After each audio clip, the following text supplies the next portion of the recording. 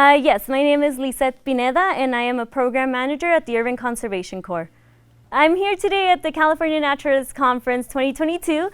This is my first conference that I've ever attended. The reason that I decided to come here today is because I've offered at my organization the California Naturalist Course, and I've also gone through the Climate Steward Course.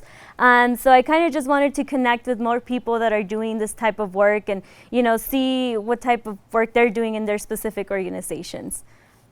It's really important for me, for Latinos and people of color in general, to participate in different conferences because it really shows representation and it shows people that we are actually interested and we do want to learn about these different stuff, but we just don't often get the opportunity to do so. So, for example, today, seeing other people of color here, I naturally gravitated towards them because, representing the minority here, it's a little bit harder to feel welcome and feel inclusive in these areas. But, when you start to see more people that look like you, you have more connections to them and you feel a little bit more welcome to that. So I hope that, in the future, we see a little bit more of that. And that's why it's important for me to represent my community by being in conferences like this.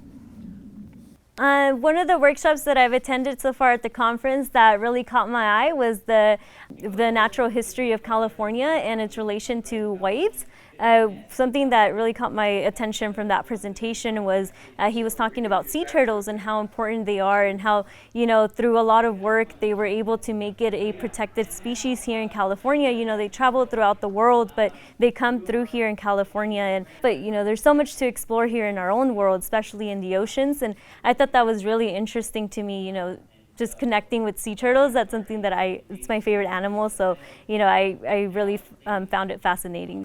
Yeah, so one of the workshops that I found really fascinating that kind of clicked in my brain was the workshop on wildlife corridors. One of the things that the presenter talked about was how this mom from this town started gathering people from her community in her own living room, talking about why they needed a coyote corridor, a wildlife corridor, specifically for coyotes. And I thought that was really interesting how they were able to get approval to build a whole multi-million-dollar corridor just from their own living room. And so the reason that really sparked my interest was because I work a lot with youth and I want to motivate them to know that they can do something similar to that.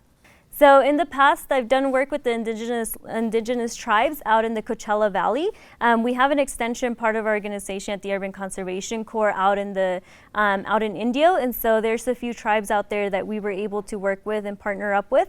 We also worked with the Indian Health Services, and together with them, we were able to teach young people about the importance of Native culture and Native perspectives in the environment.